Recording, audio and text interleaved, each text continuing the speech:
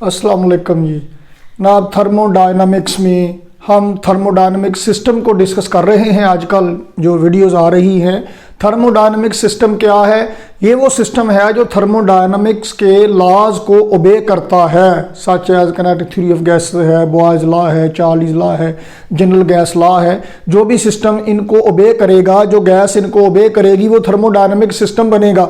हमारे पास एक ideal gas है, हमने आज डिस्कस करना है जी कि किसी थर्मोडायनामिक सिस्टम पर अगर वर्क किया जाए या अगर कोई थर्मोडायनामिक सिस्टम वर्क करे। हमारे पास है थर्मोडायनामिक सिस्टम के तौर पे एक आइडियल गैस, तो work done on the gas, work done by the gas. क्यों, कैसे, किस वजह से है, ये हम आज डिस्कस करने लगे हैं। इससे वेरी प्रीवियस वीडियो में इंटरनल एनर्जी में हमने डिस्कस कर लिया कि internal energy is a state function. ना सिर्फ ये कि इंटरनल एनर्जी, बल्कि केमिस्ट्री में आपने पढ़ा होगा एंथैल्पी, एंट्रोपी इसी चैप्टर के एंड पे आता है, प्रेशर, वॉल्यूम, इंटरनल एनर्जी, ये स्टेट फंक्शन है। अब स्टेट फंक्शन वो होता है जो सिस्टम की स्टेट पर डिपेंड करे, कैसे वो स्टेट आई है, किस पाथ से आई है, उस पर डिपेंड ना करे। तो जनाब जब आप सिस्टम की स्टेट बदलेंगे तो क्या होगा, आइए मेरे साथ देखते हैं जी। जनाब हमारे पास एक थर्मोडायनामिक सिस्टम है और ये है जी एक आइडियल गैस। वर्किंग सबस्टांस के का हम नाम लेंगे यहाँ पे कि आइडियल गैस वर्किंग सबस्टांस के तौर पे काम करेगी, लेकिन वर्किंग सबस्टांस का नाम हम तब देंगे जब हम वर्क को डिस्कस कर लेंगे। अभी तो हमने शुरू किया है, अभी तो पार्टी शुरू हुई है। जनाब ये पिस्टन है जी, ये इसका हैंडल है, इसको पकड़ के जनाब पिस्टन को ऊपर नीचे करेंगे, जैसे वो प्रीवियस वीडियो में आपको इंजेक्शन दिखाया गया था वही है। और जब आप इसको ऊपर नीचे करेंगे, ये दीवार के साथ फ्रिक्शन नहीं है, आइडियल केस है।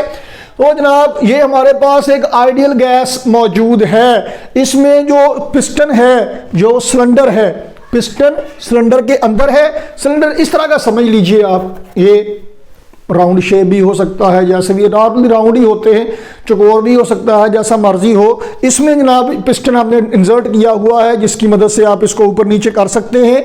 हमने जनाब अली क्या किया, हमने सिस्टम को हीट दी है, हीट सप्लाई की है। क्यों, मतलब इसे चूल्हे पे रख दिया और चूल्हा चला भी दिया, तो जनाब ये होगी हीट इन। हीट इन का मतलब क्या है, heat supplied to the system. जो सिस्टम को हीट सप्लाई की गई है, सिस्टम को हीट दी गई है, उसके नतीजे में क्या होगा, अगर मुझे या आपको चूल्हे पे बिठा दिया जाए तो क्या होगा, हमारी किनेटिक एनर्जी ज्यादा हो जाएगी।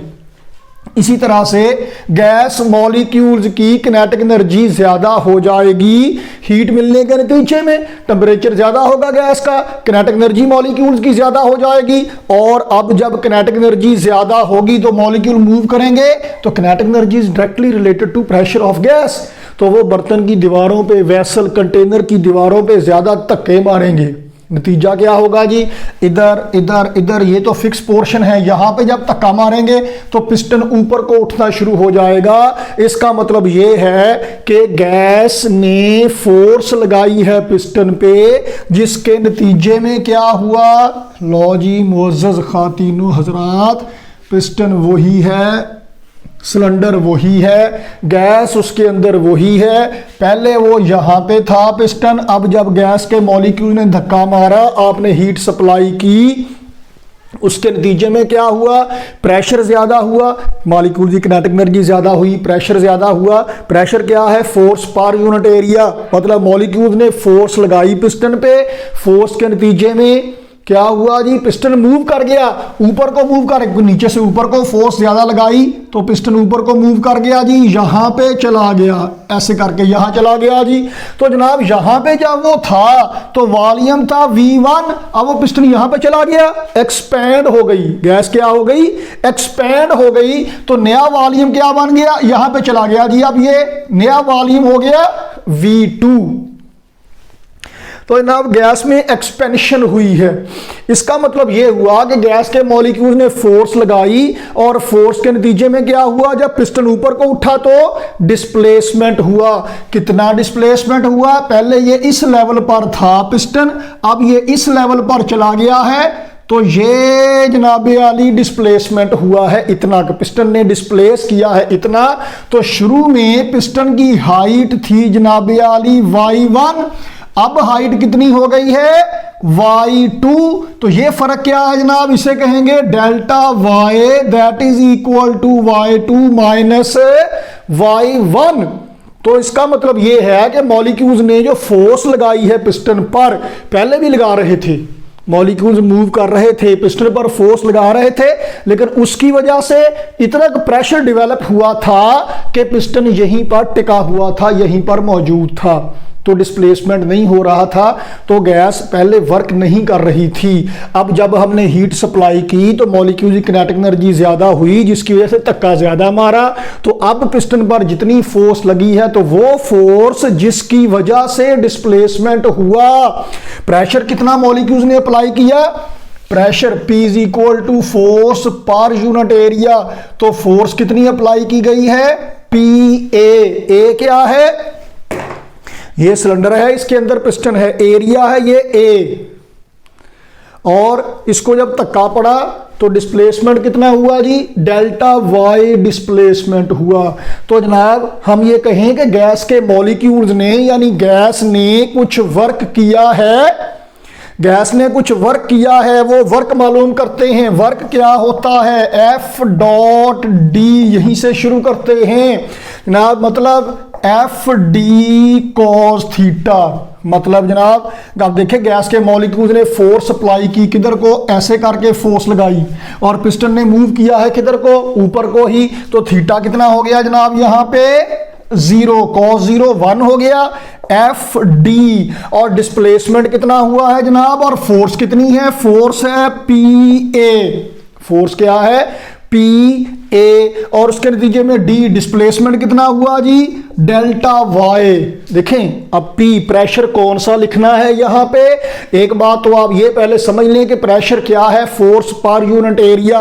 यहां भी गैस के मॉलिक्यूल फोर्स लगा रहे थे, प्रेशर लगा रहे थे, लेकिन उसकी वजह से डिस्प्लेसमेंट तो नहीं हो रहा था। जो ही किनेटिक एनर्जी ज्यादा हुई, फोर्स ज्यादा लगी, प्रेशर ज्यादा हुआ, तो उसके नतीजे में पिस्टन ऊपर को उठना शुरू हो गया। अब पिस्टन ऊपर को उठ के नई पोजीशन पिस्टन की ये बनी है, यहां पे जाके पिस्टन क्यों रुक गया है, क्योंकि जितनी को उनको हीट एनर्जी मिली थी, उसके नतीजे में मॉलिक्यूल ने धक्का मार के पिस्टन वहां पे एडजस्ट कर दिया कि मॉलिक्यूल का प्रेशर जो फोर्स लगा रहे हैं पिस्टन पे, ये इसको इससे ज्यादा ऊपर नहीं ले जा सकता। ये इतना का प्रेशर डेवलप हो गया कि वो अब यहां पर टिका हुआ है। तो जिन्ना का मॉलिक्यूल्स ने को हीट एनर्जी मिली थी, जितनी की हीट आपने दी थी, जितनी किनेटिक एनर्जी ज्यादा हुई थी, उतना का प्रेशर जितना का ज्यादा डेवलप हुआ, वो यहां पे जाके क्या हुआ जी, फिर रुक गया। मतलब जनाब कि प्रेशर उसने अपना मेंटेन रखा है। हमारी मेजरमेंट में प्रेशर ज्यादा नहीं आएगा। प्रेशर ज्यादा क्यों नहीं आएगा, क्योंकि जितना कि ज्यादा हो रहा था, जब वर्क हो रहा था उस दौरान में मेजर नहीं करेंगे। जब पिस्टन यहां पे जाके रुक जाएगा, अब आप मेजर करेंगे तो वो स्टेबल रहेगा, तो वही वैल्यू P यहां पे आएगी, मतलब प्रेशर की एक ही वैल्यू यहां पे आएगी।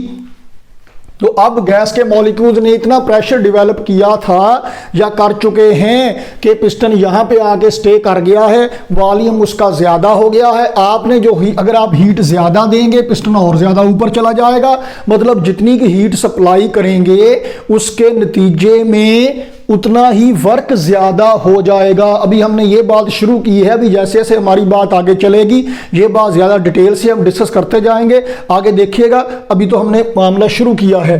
तो जनाब F की जगह पे आ गया PA और डिस्प्लेसमेंट आ गया delta Y। Work is equal to P into A delta Y। Pressure क्या है जनाब, P और A डेल्टा Y।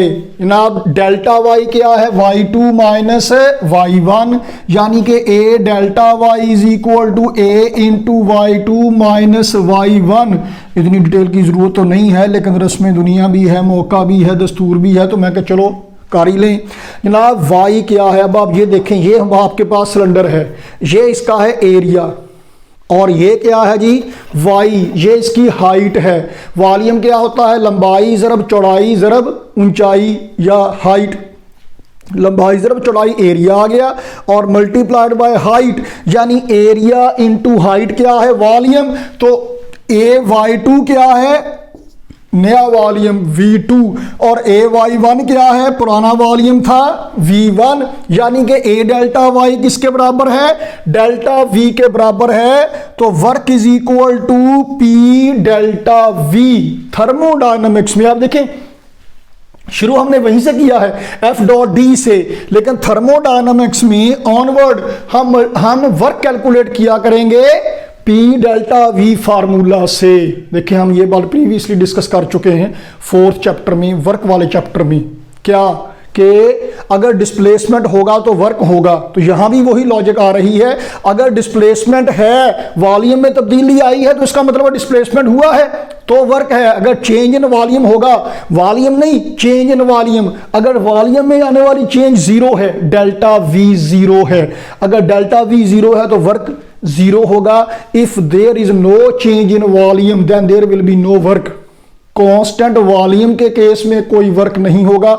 अगर आप गैस का वॉल्यूम कांस्टेंट रखें, अब वॉल्यूम कांस्टेंट रखें, चले हम एक और एग्जांपल से बात देखते हैं। इसी सिचुएशन को देखिए, ये सिलेंडर है जी, ये पिस्टन है, आपने हीट सप्लाई की Q उसके नतीजे में चूल्हा चला दिया, तेज कर दिया, मॉलिक्यूल की किनेटिक एनर्जी ज्यादा हुई, किनेटिक एनर्जी ज्यादा हुई तो फिर क्या हुआ, प्रेशर ज्यादा हुआ, धक्का मारा, पिस्टन ऊपर को उठने लगा।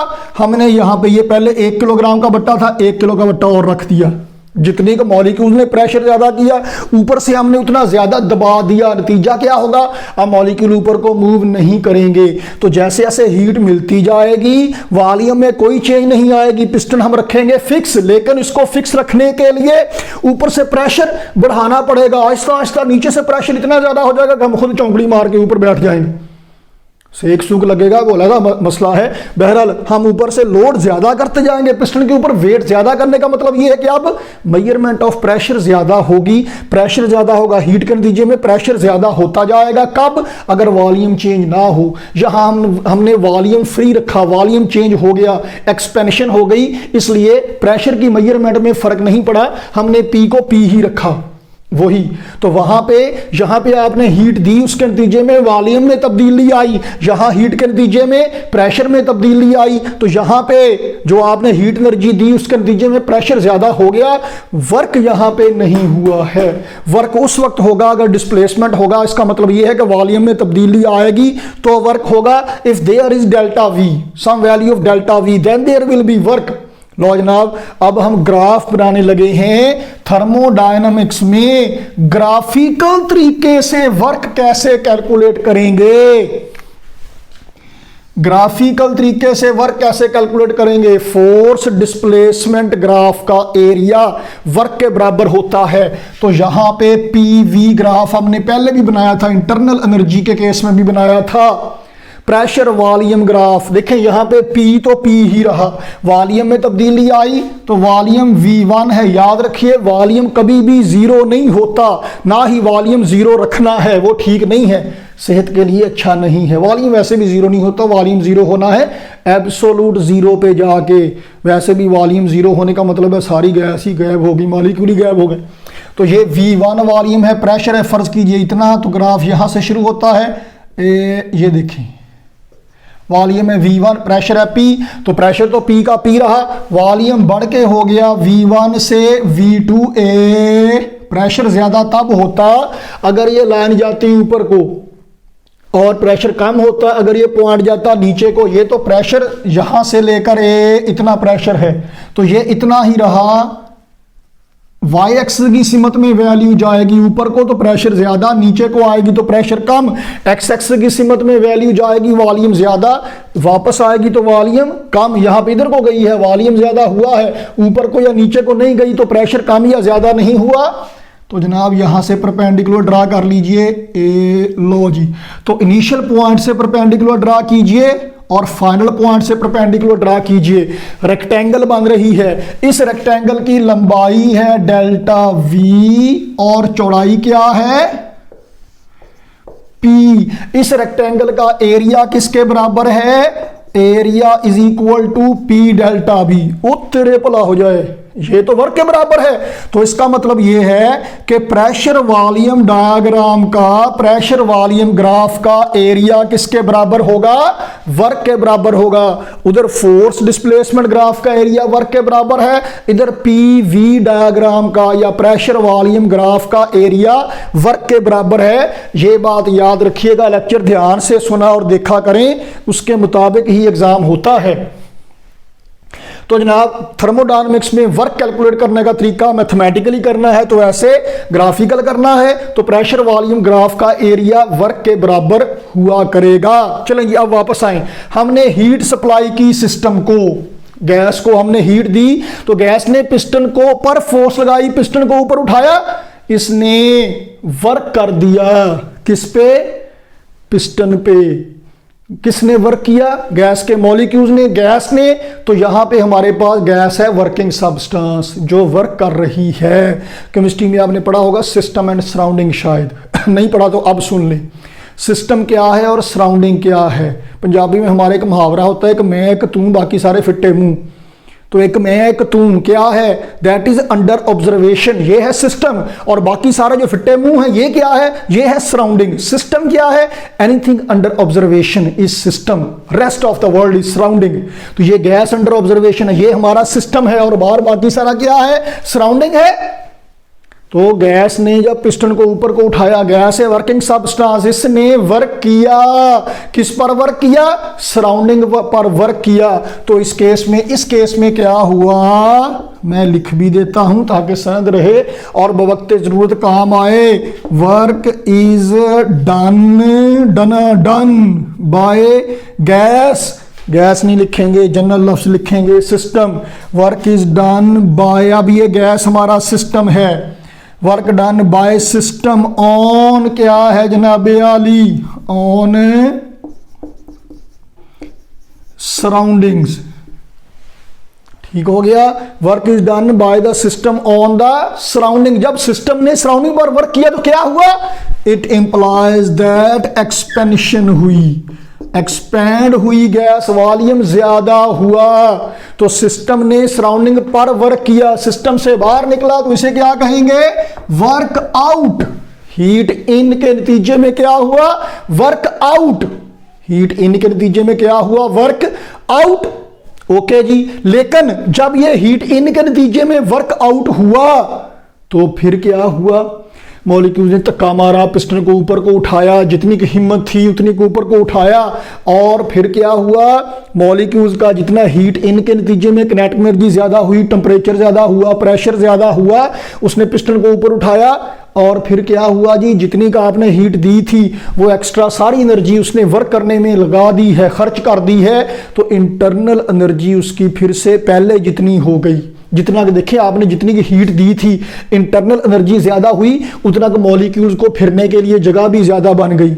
ज्यादा जगह में फिरने के लिए ज्यादा एनर्जी चाहिए थी, वो आपने हीट की शक्ल में दे दी है। तो टेम्परेचर,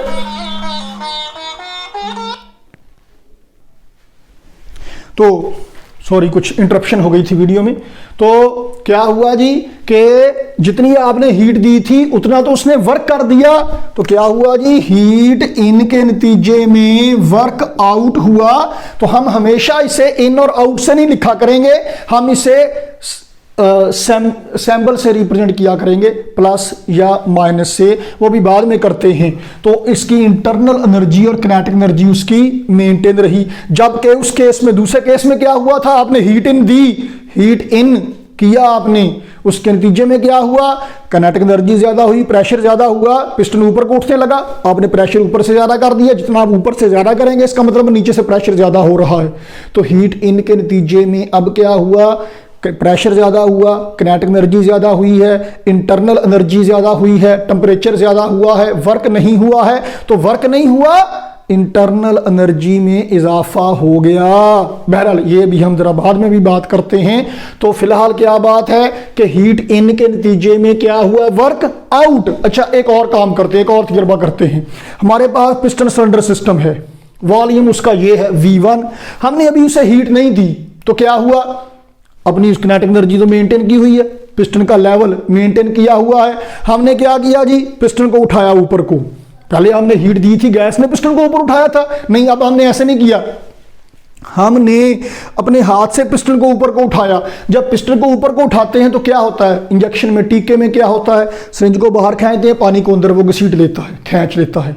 तो हमने जब पिस्टन को ऊपर को उठाया तो गैस मॉलिक्यूल्स के फिरने के लिए जगह पहले से ज़्यादा हो गई, जो इतने हिस्से में फिर रहे थे अब इतने हिस्से में फिरेंगे, वॉल्यूम ज़्यादा हो गया है, तो आपस में कोलिजन के चांसेस कम हो गए, कोलिजन कम हो गई, फ्रिक्शन कम हो गई, जिसके नतीजे में टेम्परेचर भी कम हो गया, टेम्परेचर कम हो गया तो इंटरनल एनर्जी कम हो गई। तो अगर इंटरनल एनर्जी कम हो गई है तो अपनी एनर्जी को मेंटेन करने के लिए वो क्या करेगा, हीट एब्जॉर्ब करेगा, हीट एब्जॉर्ब करने की कोशिश करेगा।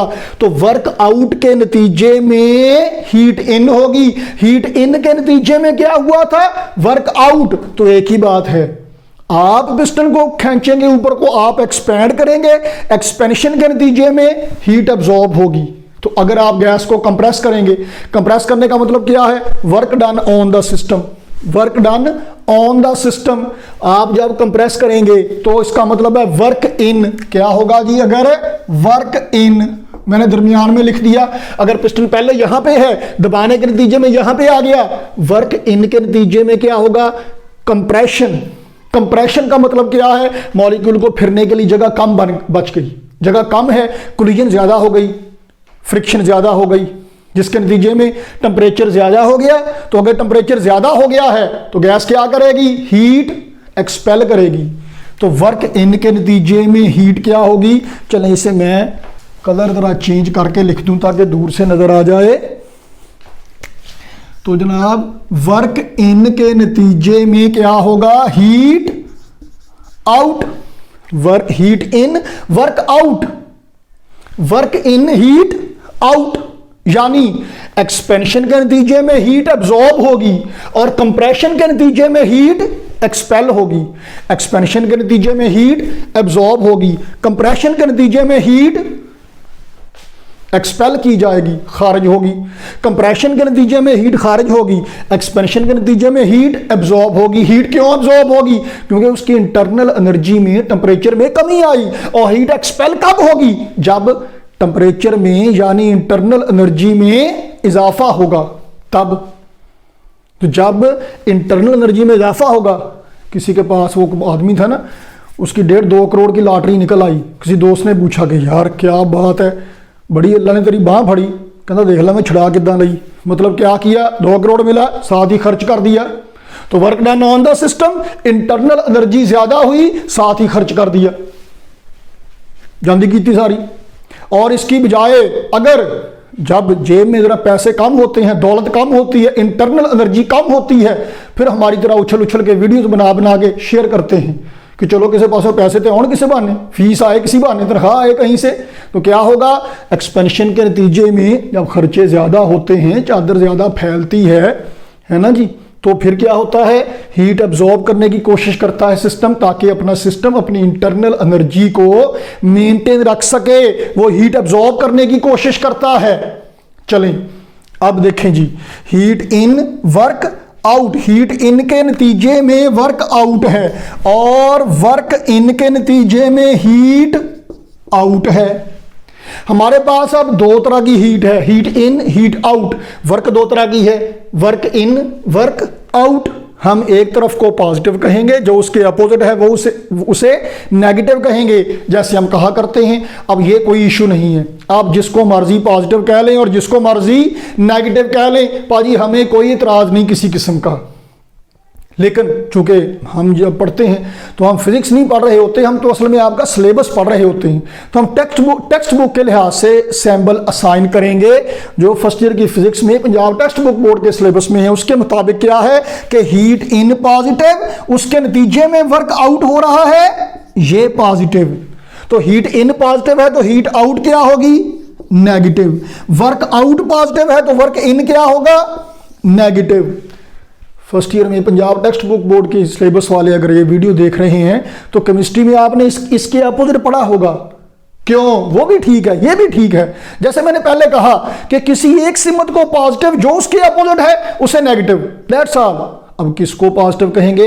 ये कई सारी लॉजिक्स में, कई सारी बुक्स में डिफरेंट मिलता है। हुआ ये कि फिजिक्स वालों ने और केमिस्ट्री वालों ने आपस में टैली नहीं किया कि हम एक ही कर देता कि बच्चों को कन्फ्यूजन ना हो, लेकिन कन्फ्यूजन हो जाती है कई दफ़ा। लेकिन कन्फ्यूजन नहीं रखना, क्यों कि फिजिक्स में हमने इस लॉजिक को इस्तेमाल किया कि हीट इन के नतीजे में वर्क आउट होता है, इन दोनों को पॉजिटिव कह लिया। स्टीम इंजन का कंसेप्ट है ये, स्टीम इंजन में हम हीट देते हैं तो वर्क हमें मिलता है, वर्क आउट होता है, हमने इनको पॉजिटिव कह लिया। कई दफा ऐसा होता है कि हम कहते हैं जी in positive, heat in positive है, वर्क इन पॉजिटिव है, हम ये भी कह लेते हैं। तो ये कोई मसला नहीं है, जिस बुक में है आप उसके मुताबिक आपने काम करना है। अब फिजिक्स वाले या केमिस्ट्री वाले एक लॉजिक फिजिक्स वाली या केमिस्ट्री वाली एक याद कर लें, दूसरा उसके अपोजिट है, बस दैट्स ऑल। लेकिन ये कोई ऐसा इशू नहीं है कि आप कहें कि जी ये गलत लिखा है या वो गलत लिखा है, ऐसी बात कोई नहीं है। तो heat in work out positive, work in heat out क्या होगा? नेगेटिव। तो अब हम इन या आउट नहीं लिखा करेंगे, पॉजिटिव होगा तो ये इन है, ये आउट है, नेगेटिव है तो वर्क नेगेटिव है, इसका मतलब वर्क इन है, work done on the system है। वर्क पॉजिटिव है तो इसका मतलब work done by the system है। तो पॉजिटिव का मतलब वर्क आउट का मतलब है एक्सपेंशन, गैस एक्सपैंड हुई, वॉल्यूम ज्यादा हुआ। और वर्क नेगेटिव का मतलब है work done on the system, इसका मतलब है कि कंप्रेशन हुई है, इसका मतलब है कि वॉल्यूम में कमी आई है। तो जनाब साइन कन्वेंशन हीट और वर्क के ध्यान रखना है, फिजिक्स की बुक में आपके लिखे हुए हैं, वहां से भी आप देख सकते हैं। अच्छा, तो यहां से बुनियाद पड़ती है फर्स्ट लॉ ऑफ थर्मोडायनामिक्स की। ना भी इससे पहले एक है zeroth law of thermodynamics. Zeroth law of thermodynamics क्या है? हीट हायर टेम्परेचर से लोअर टेम्परेचर की तरफ फ्लो करती है।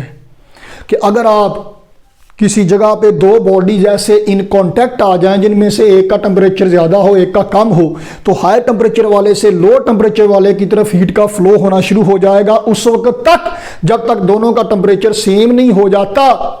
जब दोनों का टेम्परेचर सेम हो जाएगा तो इसका मतलब है कि वो थर्मली इक्विलिब्रियम में आ गए हैं, वो कहलाता है जीरोथ लॉ ऑफ थर्मोडायनामिक्स। तो हम पढ़ने वाले हैं फर्स्ट लॉ ऑफ थर्मोडायनामिक्स।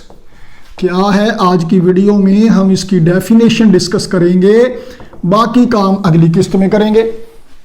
क्या है कि जब आप सिस्टम को हीट देते हैं, देखें जी आपने हीट सप्लाई कर दी। अब मैंने दो एग्जांपल्स आपको दी हैं। एक आदमी को आपने 1000 रुपया दिया, एनर्जी दी, हीट एनर्जी दी, वो क्या करेगा? दो पॉसिबिलिटीज हैं, तीन पॉसिबिलिटीज हैं। क्या क्या?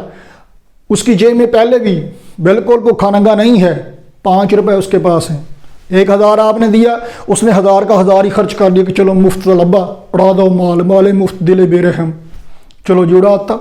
1000 का 1000 खर्च कर लिया, हीट इन सारा ही वर्क कर दिया, अपने पास कुछ नहीं रखा, 5 के 5 रुपए रहे। अपनी इंटरनल एनर्जी उसने कांस्टेंट रखी है, स्टेबल रखी है। तो सारी की सारी हीट इन के नतीजे में क्या हुआ? Work out. हीट के नतीजे में जितना हीट दी उतना वर्क हो गया। दूसरे केस में क्या हुआ? 1000 रुपया दिया, दब कर मैं नहीं खर्च करूंगा, संभाल के रख लिए, मनी बॉक्स में डाल लिए, गले में डाल लिए। क्या हुआ? हीट के नतीजे में वर्क कुछ भी नहीं हुआ, खर्च हुआ ही नहीं। तो क्या हुआ? दौलत में इजाफा हो गया। पहले 5 रुपए थे, अब 1005 हो गए। तो क्या हुआ? इंटरनल एनर्जी में इजाफा हो गया। हमारे जैसा मिडिल क्लास वाला क्या करता है? कहता 1000 लब्बे, 300 दी ऐशी कर लो, 700 संभाल लो, औखे वेले काम आउणगे। तो क्या हुआ कि हीट के नतीजे में कुछ इंटरनल एनर्जी में इजाफा हो गया और कुछ वर्क हो गया। देखिए यहां पे यू नहीं लिखना, इंटरनल एनर्जी नहीं, वो तो पहले भी कुछ ना कुछ थी। कभी भी इंटरनल एनर्जी जीरो नहीं होती, वो तब होनी है जब टेम्परेचर जीरो होना है, वो तो 0 केल्विन तो होना ही नहीं। तो इंटरनल एनर्जी में चेंज आई है। Change in internal energy, positive का मतलब है इजाफा हुआ, नेगेटिव का मतलब है कि कमी आई। तो क्या हुआ? Heat supply to the system, heat positive लिखी है हमने, positive in heat supply to the system appears as क्या? Some change in internal energy and some work positive, मतलब out done by the system. थोड़ी सी एक्सपेंशन हो गई, थोड़ा सा टेम्परेचर ज्यादा हो गया, सारी की सारी हीट उसने ना तो वर्क में खर्च की है और ना ही इंटरनल एनर्जी में इजाफा किया। कुछ ये कर लिया, कुछ ये कर लिया। ये जनरल रिलेशन है फर्स्ट लॉ ऑफ थर्मोडायनामिक्स का। बाकी इसके स्पेशल केस होंगे, इसकी एग्जांपल्स होंगी, वो डिस्कस करेंगे इंशाल्लाह अगली किस्त में, अगली वीडियो में। हमारे साथ रहिएगा, मतलब अपने अपने घर में रहिएगा, तो जब वीडियो आए तो देख लीजिएगा, तो फिर ध्यान से वीडियो देखा करें और टेस्ट भी सही तरह सॉल्व किया करें। ध्यान नहीं करते आप लोग। तो बहरहाल मिलते हैं जनाब अगली वीडियो में। अल्लाह हाफिज़।